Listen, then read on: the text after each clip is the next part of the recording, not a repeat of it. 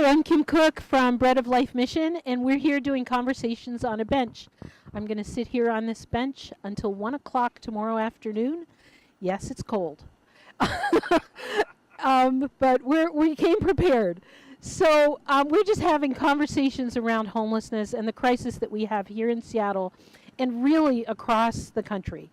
So right now, I have Lisa here from Pioneer Square Alliance, the Alliance for Pioneer Square. The Alliance for Pioneer Square. Yes, I always say it wrong. All good. So Lisa was actually one of my very first friends that I met here. To be honest, like I met you really early after I started. It was early. Yeah. And she's been awesome. She's been such a support. When I have a question, who do I call for this? Or, do you have a supplier for that? She always gives me names. So, Lisa, tell me what, and you're the ED, Executive Director? I'm the Director of the Alliance for Pioneer Square. Yes. Yep. Tell people what that is. So what we do, it's the Alliance for Pioneer Square. We're a nonprofit 501c3, and we work for the betterment of Pioneer Square. So we do economic development for the historic district, and that includes a number of program areas. So we do marketing and communications, run all of the Pioneer Square socials, and then we also do business development, and that's anything from business support to retail recruitment to upper floor office occupancy strategy and planning. We do public realm projects, and that's anything from making sure that the trash cans are getting picked up all the way up to long-term visioning for our parks and public spaces, advocacy for Pioneer Square specifically, and we're overseen by, we have a 501c3 board, and then we also manage the Pioneer Square Business Improvement Area, which is the geographic district that funds specific initiatives for Pioneer Square. Yeah, you guys kind of have your hands full. Just a little bit. Yeah, just a little. But it's all great stuff. I kind of say, I kind of relate it to back home in New York. We had, I was very active with the Chamber of Commerce. Yep. You're kind of like that, but also work with the residents and nonprofits as well as business and It's a slightly different funding structure, but overall very similar missions. Yeah, it kind of helps me get it. Yeah, it's kind of like that, but not. It's the right category. Right. So you guys do great work here, and Thank I you. appreciate that you support the nonprofits as well. I was talking to Renee Vodder earlier, and we were talking about how that Pioneer Square's a little gritty, but you guys really welcome. I mean, you're not looking for more, but you're really welcoming the nonprofits that are working with homeless, that community. Can you tell me more about that? For Pioneer Square, I think we use the word authentic a lot. And we also recognize that one of the things that makes Pioneer Square interesting and a really great place is because we have such a diverse usage of it. It's everyone from human services and shelters to cutting edge tech and startups. And the mix is what makes it special. There's been shelters and services here since way before I've been around, 50s and 60s, and even before that. And it's an important part of our history, and it's an important part of our future. Yeah, I really agree with that. And so many places just are like, no, we don't want that. You need to be out of our community. But it really is about having things for everybody and coexisting and being a good neighbor. Being a good neighbor is critical. Yeah. We really for everyone. Yeah. It's not when we talk about public safety issues, it's not equivalent to homelessness. There's public safety issues within nightlife and event days and any time when large groups of people are together. Yeah. And so I think there's so much space for the nuance of creating a community where everyone is welcome. Yeah. And we have the perfect place here to do that. Yeah. I really have appreciated that we can kind of work together. One of the things that I've always said is that any kind of program we do or service that we provide, anything we do, needs to be good for our residents, good for the organization, and good for the community. Yep. And I just I think love that's that. so important, that just because it's good for them doesn't mean it's going to be good for our organization long term or Right. whatever. Yep. And And those are hard choices. yeah, they really are. Yeah. And like stopping our public meals. It wasn't good for our organization because we were understaffed, Right. and there's an organization right around the corner that is also serving 3 meals Yep. a day. So we stopped that, and it ended up being good for the community. So I was like, yes, It was the right choice, even though it was the hard choice. it was a hard choice, and sometimes we make those choices and Yeah. decide, you know what, that wasn't good, but that one Right. was. Yeah. That one was. Yeah. So you see a lot of the crisis here in Seattle. You've taught me things about, oh yeah, like I hear stuff and I'm like, really? Where's that? So I'm hitting year 17 in the organization. Wow, I didn't know it was that time long. flies when you're having fun. Yeah. And my very first office was up on 2nd and Yesler. A very small organization at that point in time. We had, I would say, 1.5 employees. I was the full time, and so You were the one. I came from the Midwest and I moved here not knowing a lot, but just observing what happens on the street and over time, especially. Yeah. I've learned a lot on what that means. Yeah. Tell me some of what you're seeing and the hard things that we need to get a handle on. I think, just touching on the change over time, I feel like there's always been people who've engaged in services. There's always been a misperception about who is and isn't down here in Pioneer Square. But I think now, post-COVID, one of the things that we're seeing is that there's more need for mental health and behavioral health, and a need for both immediate response for crisis. We were talking on the street last week and we witnessed a crisis together. Yes, we did. And not just the short term, immediate, like how do we intervene and keep this person safe and keep the community safe around them, but also what is the mid and long term plan to make sure that we're not just repeating all of the challenges over and over and over again with the same people not getting the help that they need. Yeah. How has that affected the businesses down here? I think it's definitely challenging over time. I've seen people respond to it in all different ways. I do, a lot of times it is a stress response. You're trying to figure out how do you keep your doors open? How do you keep your customers safe?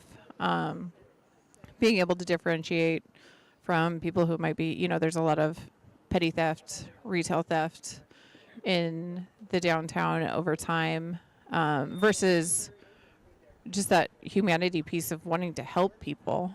Yeah. And it's anything from, people will have employed, this guy's going the wrong way on a one-way street. Yeah, that's Sorry. the second one I've seen this afternoon. Oh. Just a note for everyone watching. Yes. Some of the streets are now one way. But it is, there's people who really try to help people to the point of trying to help them get them housed, individuals housed over time, become really close to just trying to keep their doors open day to day. Yeah. And it's very, very hard. Yeah. I see a lot of growth in Pioneer Square, lots of business coming in. And it's exciting, but we need to, I think we're at that point, we need to kind of go to a new level of having more people down here, more people in the offices. We do. And so on, so that those restaurants and other businesses can really survive. Because we're not out of the woods yet when it comes to those businesses. We're definitely not out of the woods. We're doing a couple things. One of them is that we do have a high vacancy rate in our upper floor offices, understandably, given what's happening on a national scale. But we have something to offer I don't think you can find everywhere, right? Your office is on the 2nd floor. Yeah. I know, and mine is. And just being able to come downstairs and run into like-minded people and bounce ideas, and just that sense of community that's down here. I do have really high hopes for people coming back.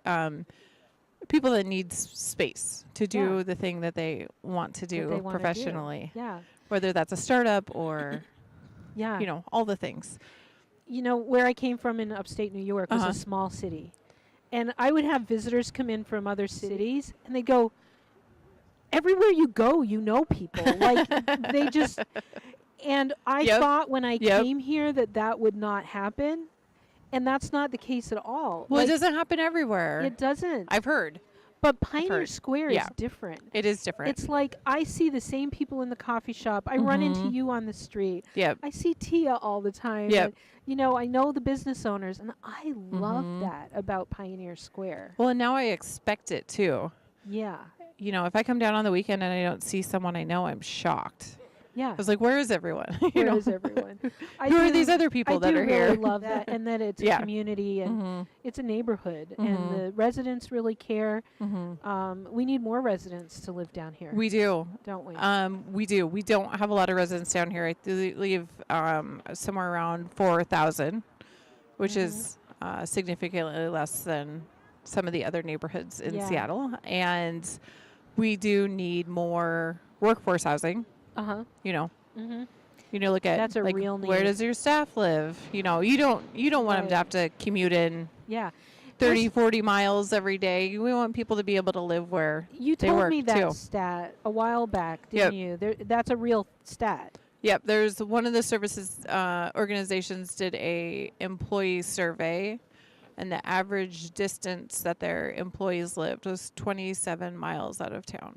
That is nuts to me because I Yep. think Walmart's a long ways away and it's only 8 miles. Because it takes a long time to get there. You know? Well, it does, and I think like just the value of time, the level of stress of the jobs that people are in, Right. and just being able to attend to life and family and all of the things and do the good Yeah. work that I see being done in the neighborhood. It's shocking, and it would Yeah. be something that would be really great to get a handle on. So, for somebody who has a car, Uh-huh. 27 miles, I'm thinking that's got to be an hour commute. Yeah, for sure. Who's driving? But when you think about it with people in poverty and lower income, that becomes a whole different thing because they can't always make public transit work Right. at that distance. Well, right? especially with the times, right? Right. Not everybody goes home at 4. Yes. A lot of them have Yep. different shifts, swing Mhm. shifts, whatever it is. The cost of that is too much for them sometimes. It's just a long ways. Well, it's always been a high cost, and it's also escalated quite a bit. Yeah. You know, Yeah. inflation is a very real thing, and so It really is. making all of that pencil and all that work is definitely a challenge. Yeah. So we really do need low income housing for workers. We don't necessarily need more. Yeah. One of the areas supportive. that we're definitely missing here is like 60 to 80% of AMI up to 120 is just non-existent. We do have Say that in a way that people who don't talk about AMI all the time understand. So the way that they categorize it is annual median income. I should have looked up these statistics before I came Okay. on here. Somebody will correct me, right, on the live stream. I want to say Seattle's is somewhere around 90,000, which is higher than a lot of the national averages. But it's subsidized housing can exist under 30% AMI or 60% AMI. Whether it's fully subsidized or income restricted. And then you start getting into the middle levels, like the Right. 60 to 120% of. So we have the really Yep. low income to no income. We have the higher income. We do. We're really Yep. we're losing that middle that is Well, like we the never had people- it. Right. Yeah. You're right. Yeah. So we don't have the middle, and those Mhm. are the people that keep things running, They do. right? They're really important jobs. They wait here. the tables. They give you your drinks. Yeah. They bake the bread. Yes. They do yes. the things. They fix the things. They fix the things. They Right. paint the things. Right. We Yes. need to have that We do. in order to have a city that functions. Yep. Right? Yep. Yeah. Yeah. What else are you seeing? I mean, you've told me stories about, oh yeah, that area is there's a lot of drug dealing going on, or that area there's a lot of human trafficking. Like you seem to know it. You always know Well, stuff. and remember that's over time, Yeah. so a lot of things have been resolved. Good. I I do see there's if we're talking specifically about maybe people setting up tents or living on the street, there's a lot of movement in Seattle right now. Mm-hmm. Um, and hopefully that's equating to people getting help and getting into shelter at Yeah. night, especially as the cold is hitting us. Yeah. Overall in the neighborhood, though, for Pioneer Square in general, it there's always arguments against this, but I do see a lot of stabilization. Mm-hmm. January is always a hard retail month. It's always a hard activity month coming off of the holidays. But tonight there's jazz across the street and people in the restaurants, and it's just it's beautiful out. There's people walking around. It's absolutely amazing. I see a difference in that just in the last year. Yeah, for sure. Really, Yep. I do. Yeah. If you haven't been to Pioneer Square for a while, come on down sometime and have dinner. Mm-hmm. Go to the jazz night, do some art exhibits. Art walk is Art walk. absolutely amazing. Yeah. I think a lot of people don't realize how quickly and well it came back after the pandemic. It's one of the first events I think like fully came back because people could enjoy outdoors, back in our 2001 mindset. Right. And now it's just a really, really great time. We have more live music. We have more galleries. There's more additional shows, and it's just lively and fun. And coming out for it it's just a really great time. So, what do you think really needs to happen moving forward, especially in the area of, the crisis that we're seeing here in Seattle, specific to Pioneer Square? What do we need more of? Right now, I would like to see more on-street crisis response. And to me, that means also midterm, right? Like in the moment, but also the 2-week follow-up. Oh yeah. Like how do you stop the crisis, but then make gains in people's quality of life? More response. I think more drug treatment. I was reading in the paper today about the challenges with the involuntary. There was a new location and the beds were not full. Oh, okay. And just being able to sort out how to help people. Right. Right. Well, or maybe it's finding the people that really do want help, because they are out there. Yeah. I was just talking to Riley DeHoog. I hope I said her name right. From the fire department. And she was like, people want help. They can't get into recovery. Yep. They can't get in programs. So they're there. We need the programs for sure. Yeah. We, if you build it, they'll come. I really believe that people want that. We just have to provide it. Yep. And then, Yep. The intervention in the fentanyl and opioid crisis. Summertime's hard because you hear of just the drastic increase in we have people coming in from overdoses outside that are doing, bringing in outside influences. It's not good. It's not good for people. Yeah. We're a tourist area, so we've got to figure that out. But it's true. Yeah. But also, we don't want to see people suffering on the street either. No. Yeah. And we can't just move them around for the tourists. But at the same time, the businesses need to be able to function and survive. So it's a catch-22. I get it. It's really hard to make these policies. It is really hard. What else do you think needs to... I talked to Renee about public restrooms. Yep. How important is that in Pioneer Square? Pretty important. Yeah. We've tried it a number of times. Infrastructure here is hard because of the historic infrastructure that you're building in. So capital costs are high. I think you can get through that, but then maintenance and operations is something that also still needs sorted out. We do have a decent map of, you know, 80% of the time open and accessible between public buildings. Mm-hmm. You know, there's restroom in the ferry terminals and at City Hall, and there's, Okay. and then services who allow people to enter during the day. Mm-hmm. But it's not enough. It's not. It No, really isn't. it really isn't. Yeah. What about the fentanyl crisis? What do you see here?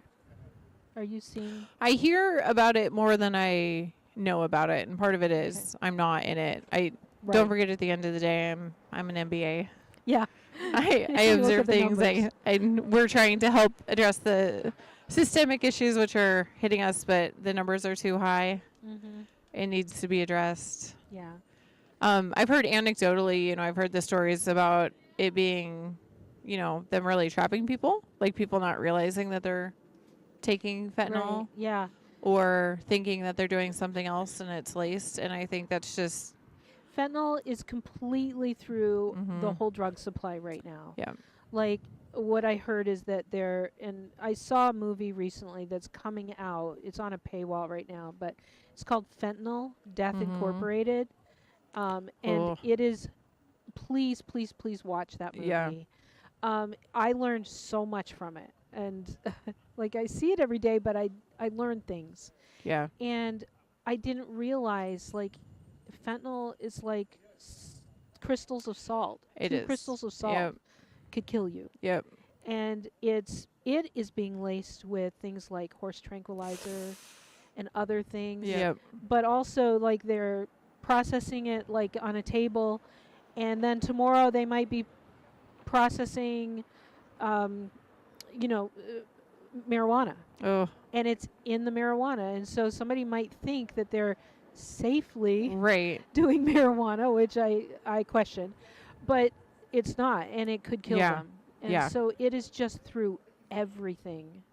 Well, just I know addiction is one thing, but lack of consent of something at that level, you know, Yeah. I feel like we just all have a moral responsibility to figure Yeah. it out.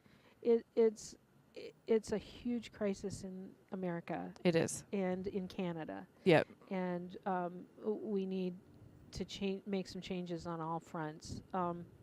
It's just so easy to Right. get, and it's so cheap right now. Right. So people who used to have trouble getting, opioids, Yep. it's just gotten easier and easier Yeah. and cheaper and cheaper. Well, and it's not just here. You know, traditionally, yeah, I've been in this job a long time. I talk to a lot of people Right. about Pioneer Square, and I think there's, you know, sometimes people are like, well, it's a their problem, and fentanyl, drug use, what's happening right now in Seattle it's not a Pioneer Square problem. No. It's a Like- city and regional problem. Yeah. The thing is, you see them and you think, oh, that's just some homeless person. No, it's Yeah. not. It's somebody's son. It's somebody's daughter. Yep. And they come from, all walks of life, Right. all income levels. Yep. You're seeing them at the bottom. Yep. But and I saw something else that said, if somebody's addicted to fentanyl, they probably have 18 months or less to live. Like, Which is a death sentence. what? Which is a death sentence. It is a death sentence. And it's not okay. It's not something that we can take time to Right. sort out. Right. We need to fix it now. Exactly. We are losing an entire generation. We are. 2 generations probably. I told my guys one time at the shelter, I go, I really think that the people who are in addiction, if they were healthy and part of our society, and we might have the cure to cancer in one of those people, or if some of our major issues in our Yes. society, Right? Yep. we've lost so many people. They might have been the one, Yep. right? But addiction has taken them, Yep. and that's not okay. Yeah. It's not okay. I have moms calling me all the time, Oh, that's or heartbreaking. messaging me. Yep. I had a woman last week who was obviously combing through social media Yeah. and saw our Christmas Eve pictures and said, I think that's my son. His back was turned. This is Oh, what he wow. looks like. Yeah. Can you tell me if it was him?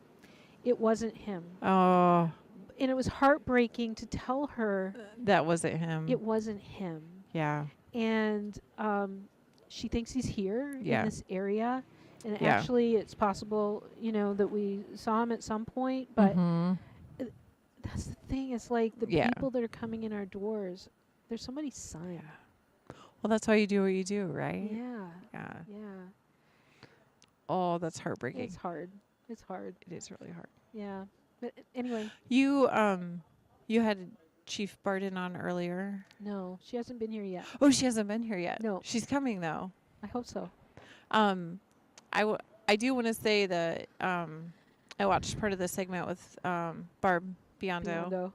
and she's one of the best partners. She's awesome. She's amazing. I Barb, met you're her early amazing. on too because of you guys. Yes, You because and she's Tia. amazing. Yes. Her, responsiveness and just level-headedness and Yeah. information she can help share and education that she gives to all of us Yeah. through her role at SPD is just absolutely a gift. There are a lot of really good people working in Seattle right now. There really are. Yeah. I really am excited about the expansion of the Unified Care Team. The what? Unified Care Team Yes. is one of the city programs. I'm not an official spokesperson for the city of Seattle. Official disclaimer. I don't official know. disclaimer. It's the cross-functional team that responds for cleanups or on-the-street response for pretty much anything and everything in Seattle. Mhm. And in addition to the standing up the care team with Chief Barden, she's just a wealth of knowledge, and her understanding of the data and the problem and willingness to dive in is Yeah. something that I'm really thankful for right now. Me too. You can understand all the data and you can understand the problem, but to have somebody with that depth of knowledge and understanding who has such a heart for people, Yes, you don't get that very often. I know. So, yeah. She's a unicorn. Yeah, she is. And we love unicorns. We do love unicorns. Yes. I just, there, with all of the challenges, there are some really great newer people in the system. Yep. Newer positions in the system. Yeah, there's a bunch of turnover that's happened. lately. And there's just, I feel like there's a lot of really great things coming together right now on the city side. And Yeah. I'm very excited about that. I feel like in general, I'm seeing hope, Yes. right? We talk about that a lot Yeah. internally. Yeah. We really, every meeting I'm at, it's not like, oh no, what are we going to do? And we keep trying the same things. There's really new things that people are trying. Yep. We're working together. We're Yep. breaking down silos. Yep. And there's real hope Yeah. that we can make a difference. For sure. So I'm really excited about that Me too. because the loss of hope, then it's all over. Including your Right. organization. You presented with us at the Main Street Conference in Walla Walla. Yeah. And that was actually the first time I co-presented with a service agency. And it was great. Tell people what Main Street is and So Main Street is through the National Trust for Historic Preservation. So it's a economic revitalization model that exists. Pioneer Square is the Main Street affiliate for the state of Washington, which we're very excited and proud of. And they have a local conference in Washington State every year, and then they also actually have a national conference, which will be coming up in April. So we went to the Washington conference in October, which was did. in Walla Walla. Yep. And we sat on a panel, you and me and Renee and Our consultant at Right. Broadview Planning, right. Valerie. And we were talking about social determinants of health, which I just talked to Barb about. Yep. So you're Well, kind of and- working with that here in the square. What we're doing from our economic development lens is we recognize that we have some chronic issues over time in Pioneer Square. Then they've they're really challenging to overcome as a community, as individual businesses, as individual nonprofits, and looking at if there is a not reinventing the wheel. All of the information is out there, but how do we put it together perfectly for our community to be able to intervene to raise the health equity in Pioneer Square? Yeah, it's like making sure that they're, you know, as I said to Barb, it 80% of our health Yep. has to do with things that are non-medical. Right. Right. Exactly. So it's all the things like community and access to good food and sleep. Yes, and bathrooms. Yes. All of those things. And it's not just for people who are homeless, but the people who the residents of Pioneer Square. Can they easily get to health care or when they're sick at night? Where can they go quickly to get medicine? You know, cough medicine. Like things like that you don't think about, but making sure that we have all of those here in Pioneer Square. Exactly. So that there's equity and so that everybody here can be healthier. It's So like, can you get your prescriptions? Do you have access to healthy food? Right. It's all part of it, and it does intersect with the economic development. It really does. It's really important. So I appreciate that you're working on that, and that I really appreciate how much Pioneer Square welcomes us as neighbors. Not that we're always an easy neighbor, but we hope we're a good neighbor. You are a good neighbor. So, thank you. Well, and I don't think we mentioned, but you're serving on the board of the Alliance, which we truly appreciate. I love it. And you know, the people on the board have been so welcoming. Yes. They're a great group of people. It's a really great group of people and a good cross-section of the people who are like here businesses and stewarding the neighborhood. Yeah. I'm learning and a lot I'm really from glad them. you're part of it. Thank you. I am too. I really and thanks love for being having me on it. tonight. This was really great. Thank you for being here. Thank you for all you do to make this a great place to live. Thank you. And work. And work. And work. So, okay. And play. Yes, yes. Everybody come play in Pioneer Square. Everyone come play. Well, it is 7:28, and we have somebody else coming at 7:30. Is she here? Or he? Oh, okay.